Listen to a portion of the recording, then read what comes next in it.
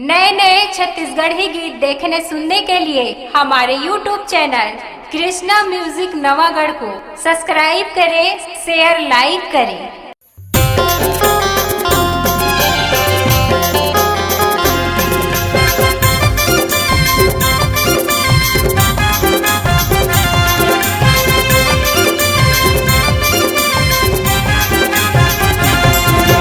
गाँव बसती परा मोहल्ला में, गाँव बसती परा मोहल्ला में होगे मोर बदनामी।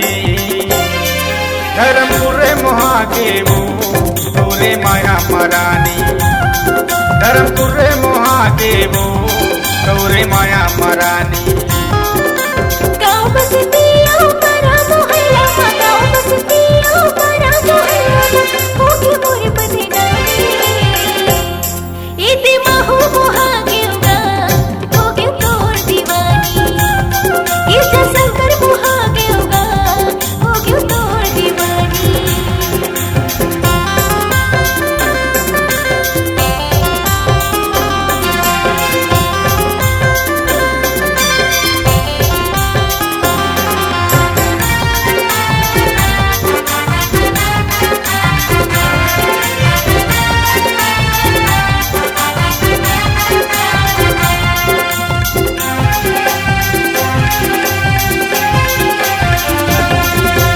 ऐसे का तोरे माया के नासा वो खवाए। तोरे से सुरता रह रही आँखें रतिया नहीं पाए।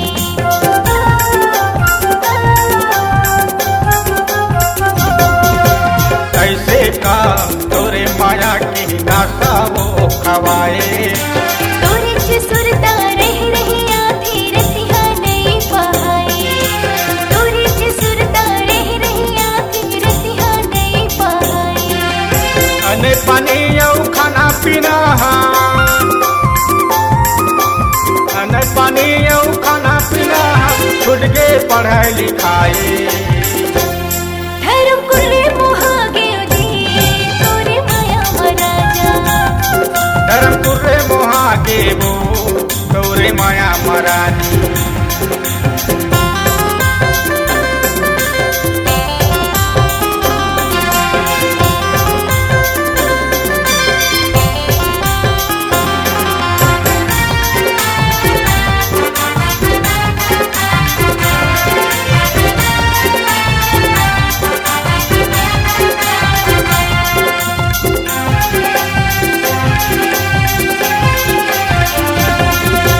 तोरे मोरे माया के चर्चा सब जिला में चलत है।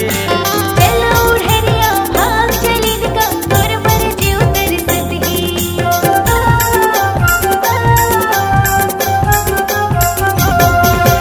तोरे मोरे माया के चर्चा सब जिला में चलत है।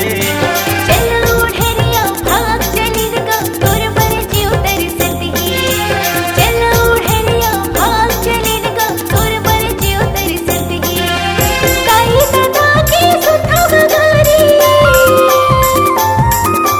काई दादा के सुथा मगारी भैया देखे मारी। धर्मपुर महादेव तोरे माया मरानी। इसे महू मोहागेउगा होगे तोर दीवानी।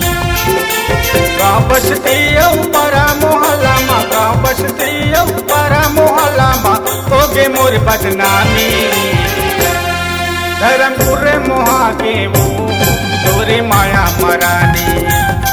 इसे शंकर मोहागेउगा होगे तोर दीवानी। धर्मपुर महादेव तोरे माया मरानी।